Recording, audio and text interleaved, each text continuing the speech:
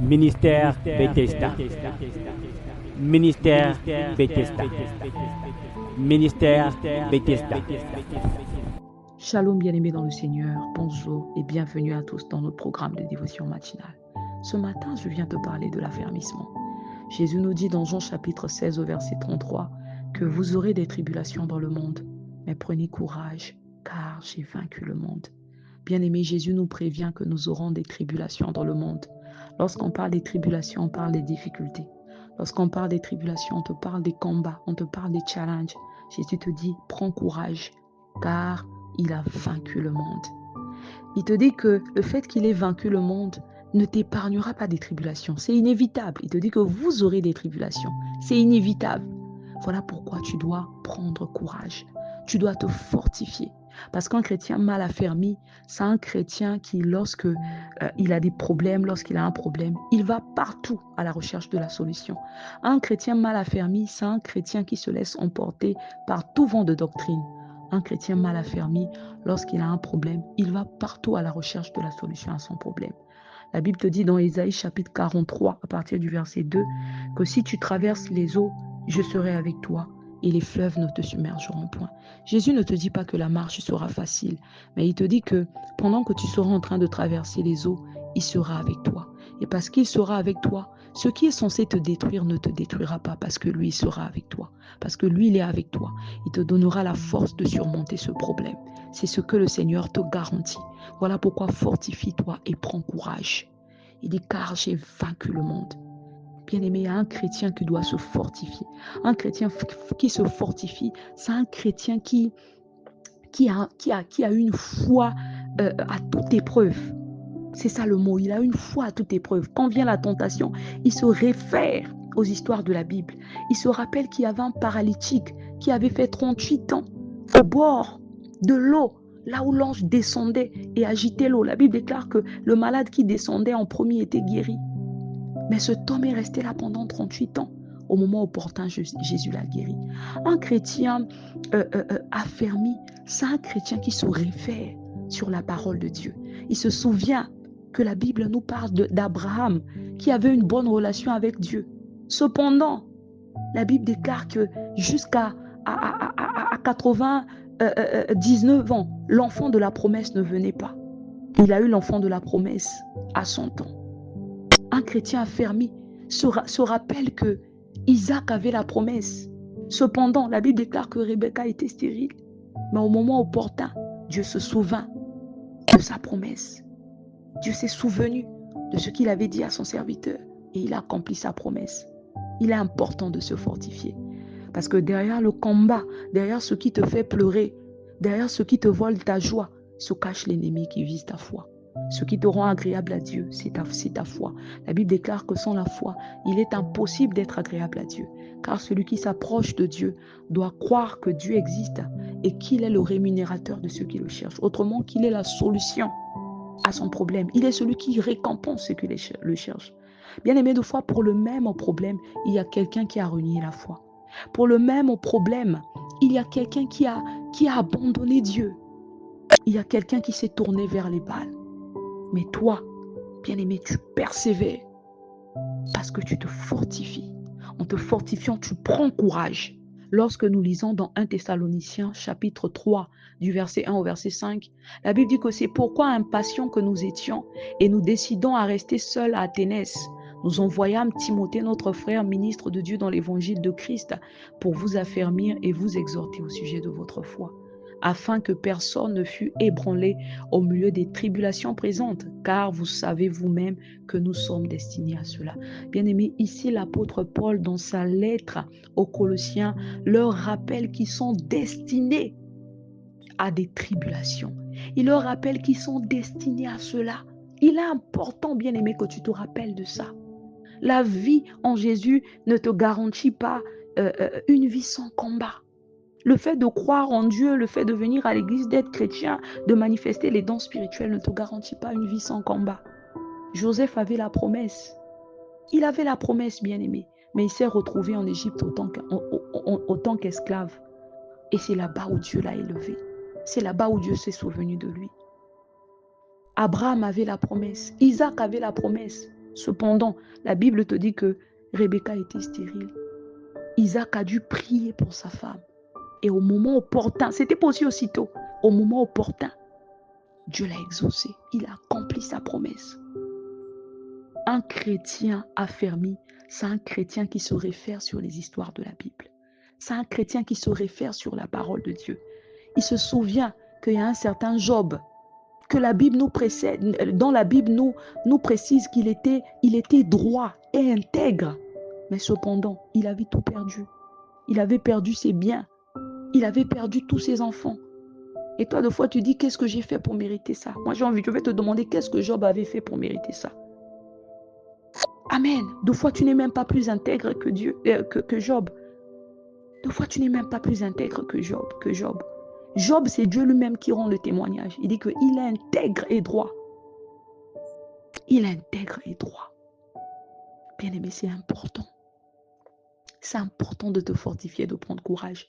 Ici, dans 1 Thessaloniciens, l'apôtre Paul rappelle aux chrétiens de Thessalonique qu'ils sont destinés à cela.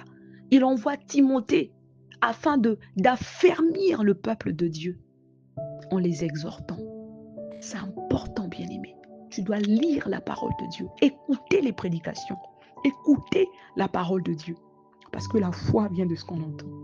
Lorsque tu écoutes la parole de Dieu, bien-aimé, la parole de Dieu vient te booster.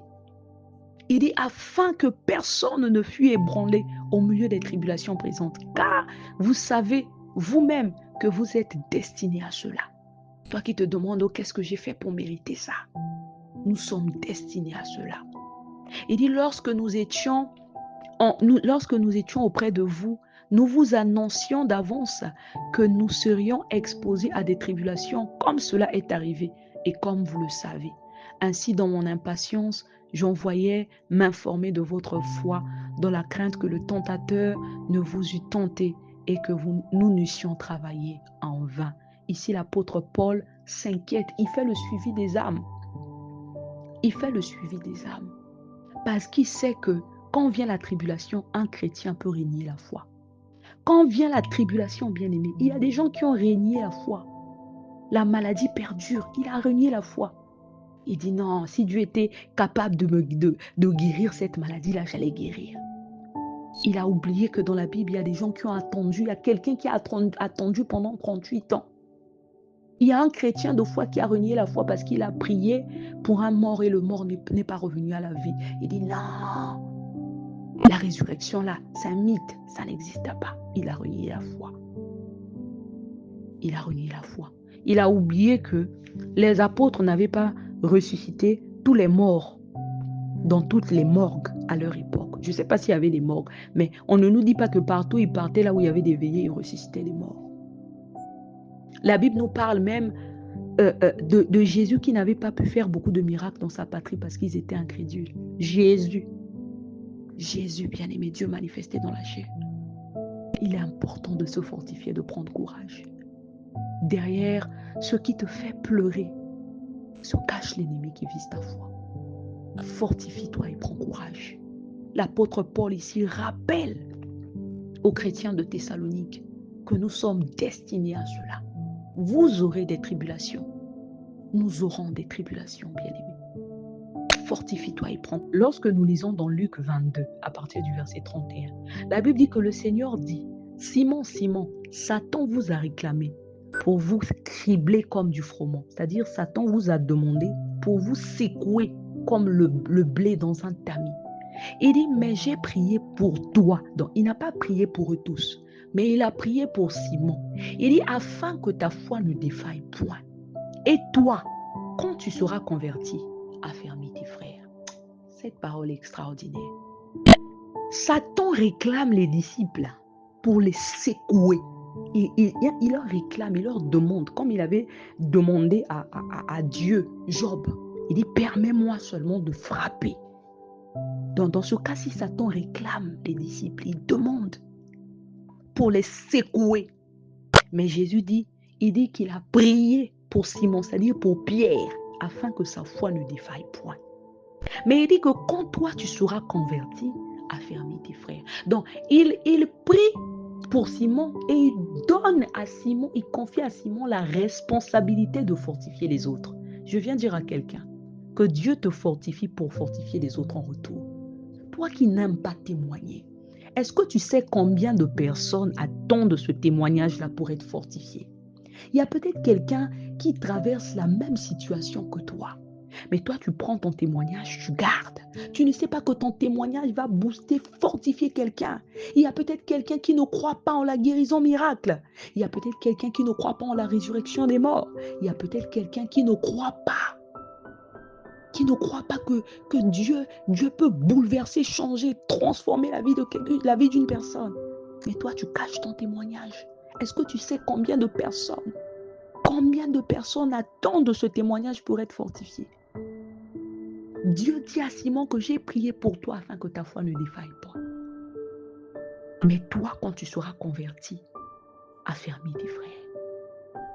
Quand tu vas changer, quand tu seras affermi, quand tu seras transformé, quand ta foi va grandir, affermis tes frères. Qu'est-ce que tu attends, bien-aimé? Dieu t'a fait du bien pour qu'à travers toi, certains voient Dieu. Il y a quelqu'un qui attend ton témoignage. Moi, j'ai suivi le témoignage d'une dame à Kanguka. Chris Ndikoman a dit que la dame avait suivi l'émission de Kanguka et d'une femme qui avait des problèmes de conception et qui avait témoigné de ce que Dieu avait fait dans sa vie. Et elle dit qu'elle, en retour, cette femme-là, quand elle a suivi le témoignage de l'autre, elle a dit, si Dieu a accordé à cette sœur-là, à moi aussi, Dieu peut m'accorder. Je ne sais pas si elle avait 60 ans ou je ne sais pas comment. Dieu l'a donné un enfant. Je ne sais pas si c'est un enfant ou des jumeaux, je ne sais pas. Mais cette femme-là aussi a témoigné. Ton témoignage va fortifier quelqu'un. Il y a quelqu'un qui ne croit pas. Il y a quelqu'un qui ne croit pas, bien-aimé. Il y a quelqu'un même qui ne croit plus. La personne croyait avant, mais tellement que son problème perdure, de fois la personne ne croit plus. Mais toi, tu prends ton témoignage, tu mets dans le sac. Il y a quelqu'un qui ne croit pas que même sans diplôme, il peut travailler dans une grande entreprise. Toi, de fois, tu as honte, tu gardes ton témoignage, tu as honte de témoigner de fois seulement pour ne pas qu'on sache que tu n'as pas de diplôme. Tu as honte de témoigner, tu gardes le diplôme, alors qu'il y a quelqu'un qui attend ce témoignage pour être fortifié, pour croire que Dieu est capable de donner du boulot dans une grande entreprise. Quand même, on n'a pas de diplôme. Dieu est capable. Rien n'est impossible à Dieu. Il y a quelqu'un qui doit se fortifier. Fortifie-toi et prends courage. Les difficultés sont inévitables. Les combats sont inévitables. Jésus le dit dans Jean chapitre 16. Vous aurez des tribulations dans le monde. Vous aurez, c'est inévitable. Vous aurez, bien-aimé. Mais sache que pendant que tu seras en train de traverser les eaux, parce que le Seigneur sera avec toi, les fleuves ne te submergeront point. Ce problème-là qui est censé te détruire ne te détruira pas. Tu sortiras de là, victorieux, victorieuse. Les gens vont se demander, mais comment il a fait? Comment il a fait? Fortifie-toi seulement et prends courage. Laisse les murmures. À cause des murmures, les enfants d'Israël, une marche qui allait durer peut-être seulement 2 ans, a duré 40 ans. A duré 40 ans, bien-aimé. Laisse d'abord les murmures. Des fois, ton problème perdure parce qu'à un moment, tu crois, à un moment, tu commences à murmurer. À un moment, Seigneur, qu'est-ce que j'ai fait? À un moment, tu es là. Non, laisse un peu les murmures. Fortifie-toi. Toi, dis seulement à Dieu, souviens-toi de moi. Je crois que tu es capable. Ton problème, ce n'est pas avec les hommes, ce n'est pas pleurer partout pour que les gens aient pitié de toi. Un homme peut avoir pitié de toi aujourd'hui, demain, il va se moquer de toi. Ton problème, ce n'est pas un homme, ton problème, c'est Dieu. Ton problème, c'est Dieu. La solution à ton problème, c'est Dieu, bien-aimé. Fortifie-toi et prends courage. Que Dieu vous bénisse.